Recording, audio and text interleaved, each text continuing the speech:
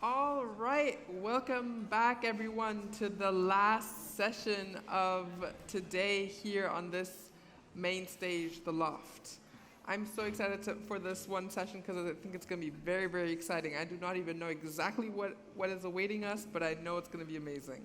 So let me start off with who is here on stage with us. This is Mark Dinverno, who is a professor of computer science and Pro Warden International at Goldsmiths, University of London. He has an MA in mathematics and an MSc in computation from Oxford University, along with a PhD. His interdisciplinary research interests are at the intersection of artificial intelligence with creative activity, music, design, learning, and social science. He is also a critically acclaimed jazz pianist, and over the last 4 decades has led a variety of bands across a wide range of music, including the Mark Dinverno Quintet. And I'm very excited for this talk, this interactive talk, which is called Muse, Not Musician, AI's Role in the Future of Music Creativity. Give it up one time for Mark. Thank you very much. You're welcome. Thank you very much.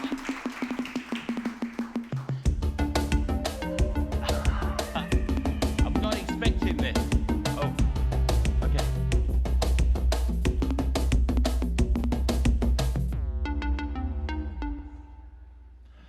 I didn't know that was happening. This microphone is working. Thank you very much indeed for that very warm and generous introduction. I'm interested in this, so I'm going to play you some music. I'm interested in what is musical creativity. I'm both a musician, and I've taught pretty much all my life, and I'm a professor of artificial intelligence. And I'm interested in exploring that question as a musician, as a researcher. And just as we listen to some jazz here, what is happening?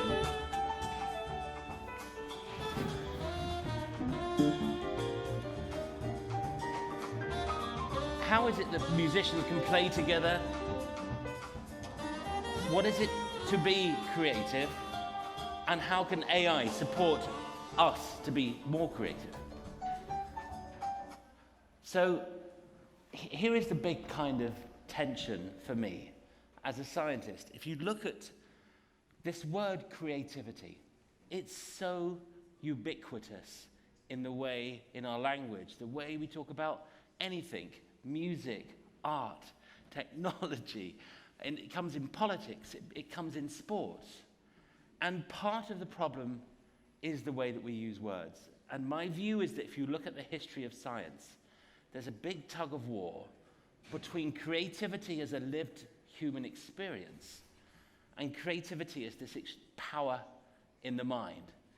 I hope by the end of the talk you'll have a very strong sense of where I believe creativity sits. But at the moment, thinking about creativity as a mental power is winning. So before I speak, I want to kind of give you just 1 minute of improvisation. I'm going to sit at the piano, this beautiful quiet piano, and I'm just going to improvise. And I want you to think about what you do when you lose yourself in something. Maybe it's not music. My guess is you're here because it is music. Whether you're listening, playing, composing, recording. What is it? What is going on for us? What is the lived human experience when we're doing something which takes us out of ourselves? So, I hope you listen, but I also hope you reflect on what it is that you do, because I'll be asking some questions maybe and posing some ideas. Okay.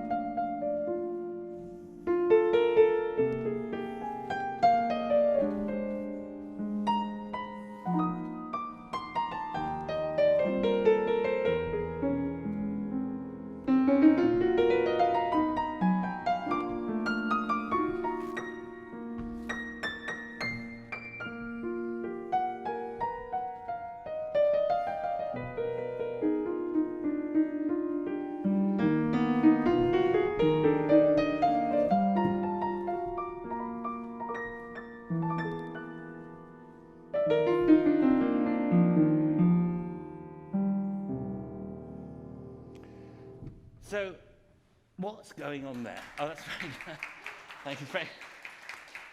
Thank you. It's very hard to kind of solo in a... But anyway, I appreciate it. Thank you. But this word, creativity, where did it come from? Well, if you go online, you type in creativity, and it turns out there was an explosion around the 1940s and 1950s. And partly, if you trace it back, in 1950, the psychologist J.P. Gifford said, creativity is the thing that we have been missing in psychology. We need to take this seriously. And he said something very important. He said, it is a power in the mind. It is something that psychologists should be exploring. It is something which generates novelty and originality. Now, if you look back 2 years before this big address in 1950, and it's amazing how science has modes and fashions, just like any other human human activity. In 1948, there was a book, Unlocking Your Creative Power, Power in the Mind.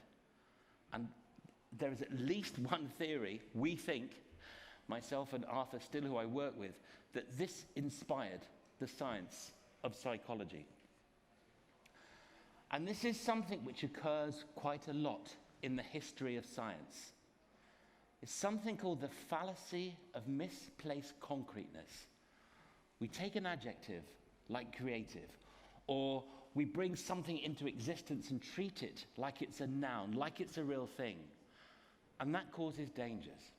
Some examples of what I would call misplaced concreteness include artificial intelligence, include well-being, include creativity. Because we're taking something which is natural and a lived experience, this word creative, and we're turning it into something which exists in the mind. And that is where I think lots of problems lie with artificial intelligence. So as a researcher, I'm both keen to explore and build systems, but I'm also mindful about the role we want AI in our society. Now, I'm kind of evangelical about this because 10 years ago, I edited a book called Computers and Creativity without thinking about what this word really meant. And I was quite happy to think about the ideas of computers being creative. 10 years later, I think that is a huge mistake. And the problem of what's happened? Oh, sorry. I'll start again. No, I'm joking. I'll play the piano.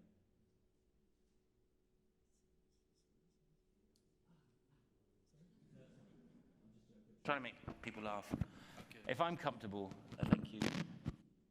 I don't mind using this. Is that better, guys? Thank you. This is way better. Thank you. Thank you very much. Okay, cool. So we go back to this idea of about 100 years ago, someone called John Dewey, who talked about...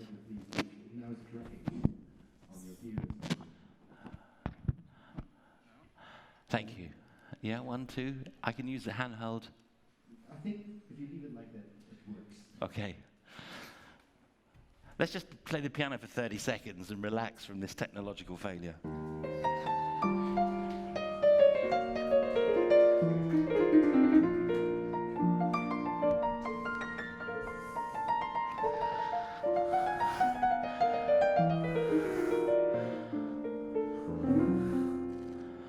I feel better now.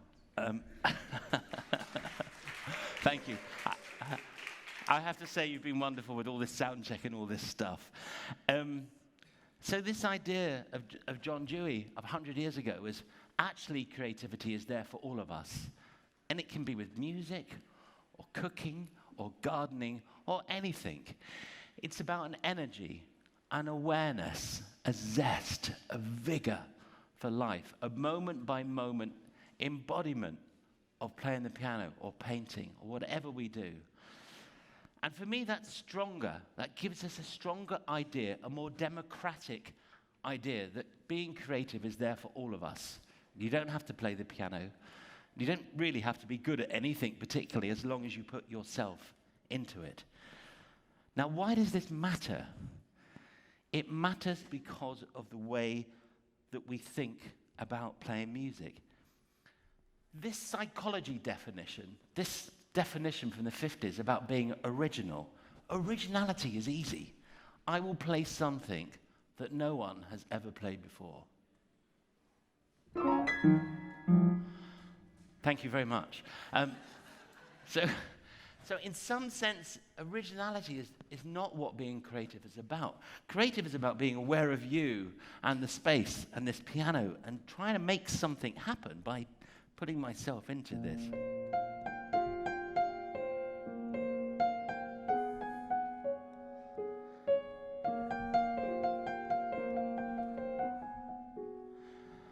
Okay, I mean, I could carry on, but a simple idea and develop it, and you can see me trying to make it work. That's such an important part. It is a lived experience that we are sharing. So I set up this tug of war. Creativity, which is about focus, engagement, inquiry, experimentation, zest, energy, vigor. And then this idea, this what we call this fallacy of misplaced concreteness, this power in the mind, which generates originality. And if we go back and we think about the link, the novel products of advertising.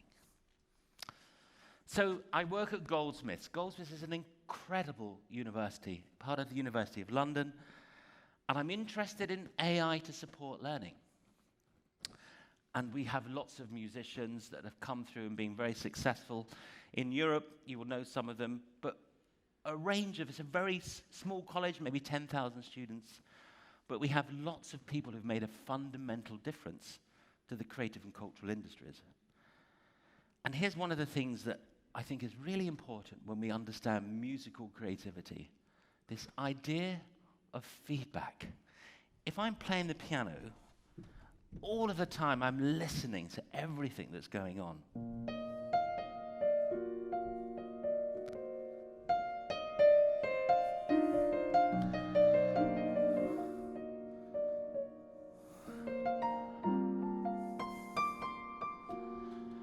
So the only way to get better in life is to get feedback.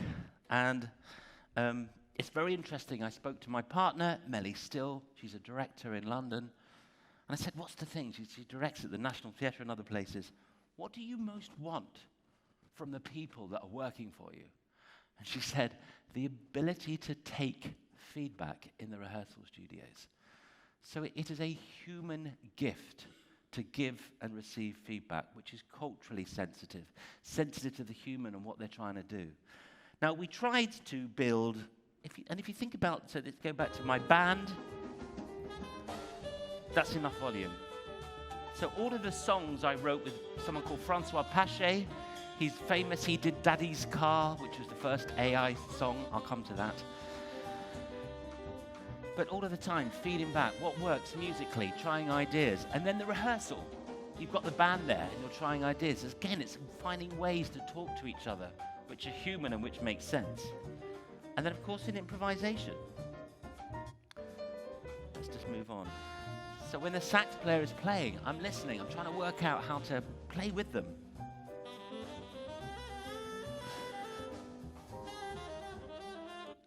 So I was kind of interested in, can we build systems which support this creative act of feedback for students who can't really afford one-to-one tuition? And this was a large European project at Goldsmiths. Hi, I'm Martin Verno. I'm the Pro Warden for Research and Enterprise here at Goldsmiths. Goldsmiths with a fantastic tradition of producing alumni that have done fantastic things in the creative and cultural.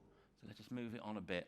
I'm not going to show too much of this, but Building system to try and encourage people to go online and give feedback and receive feedback on works in progress, music particularly, but across any kind of other creative media. And I think the easiest thing to do is we just show you very simply what happens. I'm at home, I'm playing the piano, I'm composing a song, or I'm writing a piece of music, or I'm writing film music, or I'm practicing for a performance, and I want to know how to get better. And the way to get better is to get feedback from other people. So here I go.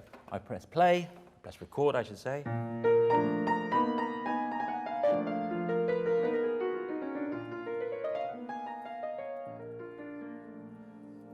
I press upload, and then I'm going to hand back to Matthew to say what happens next. So I've recorded this piece. What happens now, Matt? Right, so the recording's been uploaded automatically to the Music Circle system, and you can now go in there and start listening to it and placing comments along the recording. Fantastic. And it's great for self-reflection, so you can sort of use it as a notepad of your recording. But you can also then take that recording and share it with a community of other people so that they can also comment or reply to your comments. So Okay. if you hit that share button up the top there, Yep. you'll see that you can share it. It's shared with the Friendly Piano Players community, and I'm actually a member of that community, so I can go in and I can post my own comments. Okay, so that's available for you to look at. It's called musify.com. It's a social enterprise. But here is the kind of fundamental question which I've set up. What is the role of artificial intelligence in musical creativity? So on one hand, if you think that it's about power in the mind, if you think it's about novelty, if you think it's about originality, then it makes perfect sense to think about AI as being creative. If, on the other hand, you take the view that creativity is a human lived experience, a way of engaging with the world, it makes absolutely no sense to think about AI as being creative. And these two pictures kind of sum it up. There's a huge amount of work in a field called computational creativity, the idea of exploring how machines can generate art and music. But there's a danger. And here is one example. This was billed in London. This was on in the West End. It was a program made by Sky Arts, and I was the consultant on this program. And if you look at the sentences, it says, the world's first computer-generated musical. Not really. So what AI can do is it can seed ideas, a character, one line for a plot, maybe some notes for a tune. I give them some of my system away there. But the human process of taking those ideas, of shaping it into a story, into characters, into narratives, into harmony, into songs, into things which made sense, it was entirely human. So we must be unbelievably careful as a society about the claims that AI made. In the previous talk, we heard about the idea of engaging with the process of making work. That's what makes us human. And let us be very careful about what we say that artificial intelligence can do. So great project, really exciting, lots of interesting systems, but fundamentally it showed us that AI cannot write a musical. So let me show you some systems which come from the other perspective, collaborative agency. The idea that a system supports me in becoming a stronger musician, a better musician, a more reflective musician. And I'll give you one example, again working with Francois Pachet at Sony Research Labs. This idea as a piano player that you're sometimes frustrated because there's only two hands and you want to have a beat, you know. Let me try and think of something else.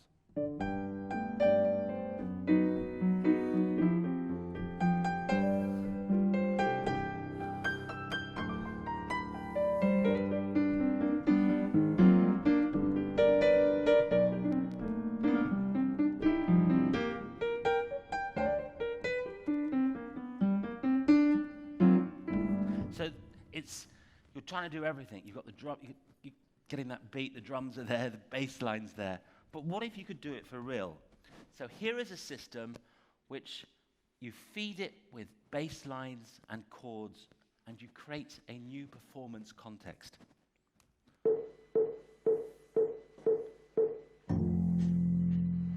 You put the bass line, then you put the piano line in, chords in, the tune in.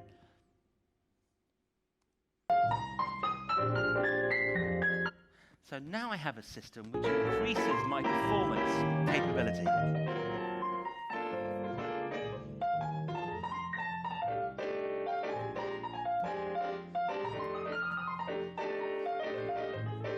So this makes sense to me, the idea that we're using artificial intelligence to create musical copies of ourselves to create new performance contexts. So we've used a system that was on BBC Radio a couple of years ago, and I'm just going to show you this system now. I'm going to try and demonstrate it. Here's one of the things. I just want to say one thing more about science. Lots of work done using AI to create musical systems. This was a quote in a paper which looked at 75, all of the major systems, and I only saw it last week. It said that we were one of the only groups to think about how do you evaluate it? How do you evaluate AI in music? And I go back to Dewey. It only makes sense if you start with the experiences of the musician and the experiences of the audience. If you're not doing that, what problem are you trying to solve? So here we go. I'm just going to do some live demos, just to give you a sense of where I think we need to be thinking. So here is the first system I'm going to play to you. I don't know if you can see that. You can see that. I haven't really explored this, and I'm using an electric piano sound. We couldn't get the... So this is an example of a system, just like a plugin in Logic or something, that does exactly what you expect it to do.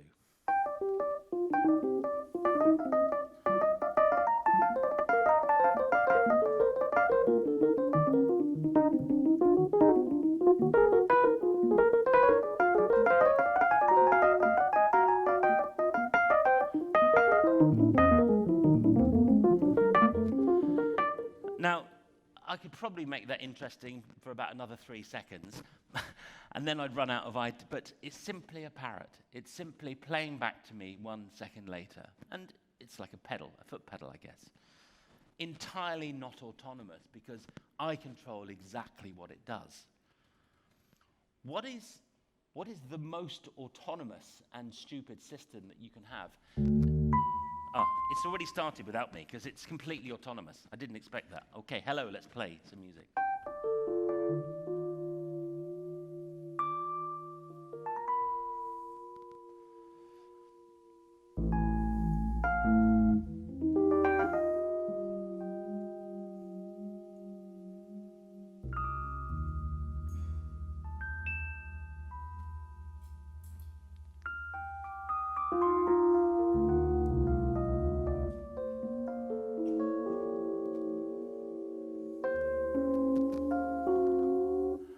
And now, here is probably the biggest. So, autonomous. It wasn't listening to me.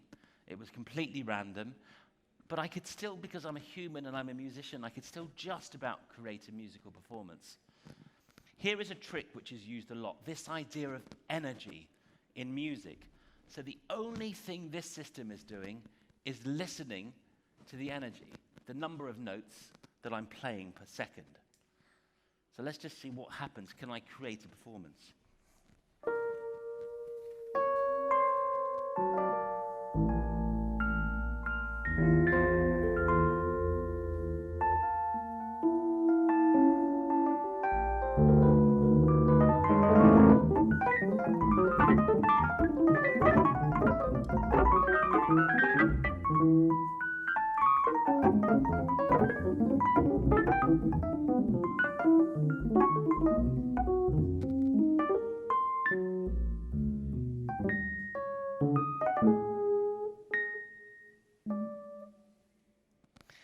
Okay, not much of a performance, but you can see how that idea of energy is a really important tool in thinking about how we might work with artificial intelligence.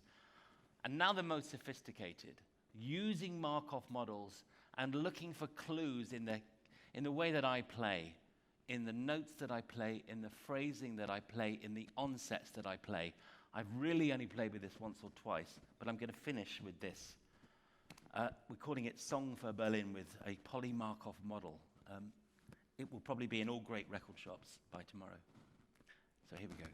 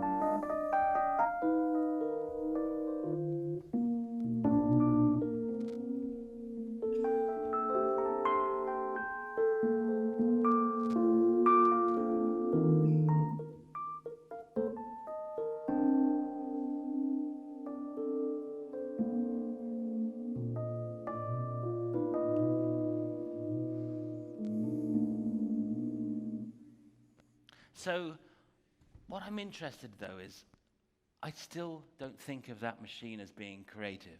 It's providing me with new opportunities to explore human creativity and to explore what audiences might want to listen to. And whilst I think that's kind of interesting for a few minutes, ultimately, playing the piano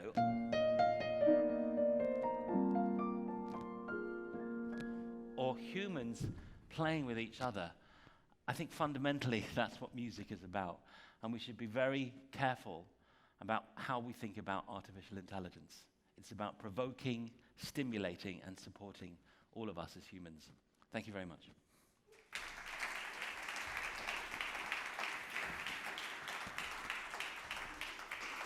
Wow, Mark, thank you so much for this. I think we have one or two questions before we wrap it up. So the first question is, does AI foster creativity or does it hinder the creative process? This is the key question. And I think this is about, it's about what we as a society want to do. I mean, if you just think about cameras and how easy it is now to take a picture, how easy 30 years ago you had to look at the aperture and the focus and the light and everything. And now it's become easy. And are we happy as a society that somehow taking photos, we've lost some of the ability to put ourselves into taking pictures? So my view is that we should think about artificial intelligence as enabling, provoking. I talked about this state of grace that we all have, whatever we're doing, when we lose ourselves in playing the piano. And I mean, I do sit down most evenings and play the piano for a long time, a couple of hours, an hour and a half. If we can use artificial intelligence to support more people to engage with creative activity, then it's going to support. But we as a society need to understand what we want the role of AI to be. And I think it's really important that we don't allow it to take over human creativity. So, great question. Okay, and the second question is, when is feedback constructive and when is it destructive? Yeah, that's a nice question. So I think it's really challenging, and I can explore that with a way that perhaps art is taught at Goldsmiths. So the third years, undergraduate, second years, and first years are all together. Someone comes with some work, and the group work together to give feedback on that. And if someone says something which is perhaps too personal, perhaps too disruptive, perhaps too destructive, to look at the question, then the group work as a whole to bring the feedback back to a constructive place, because they're aware of the nuances of how people are feeling. So it's difficult for me to say, and you might argue that a really hard-nosed piano teacher can get the best out of students. My own view is it goes back to what was said by the head of design on one of my slides. It's a profoundly, deeply personal, nuanced thing to give feedback. You have to be so careful, especially in things like music and art and creative practice in general. So, but it's a kind of personal question. I might think I'm really, giving you feedback to say, I love the way you introduced me, thank you very much. And you might think, oh God, I hated the way he gave me feedback. So it's difficult. And I think it's culturally sensitive as well about the way you give feedback to each other. So it's this idea of creativity, moment by moment awareness of what it is that you're doing in exactly the same way as playing the piano. Great question. Thank you very much. Thank you. Thank you Another very much. warm round of applause for Mark. Thank you. Thanks so much. Thank you. All right, and we're going to be wrapping up slowly day one of Most Wanted Music. Quick show of hands, who's coming back tomorrow for sure? So most people, amazing.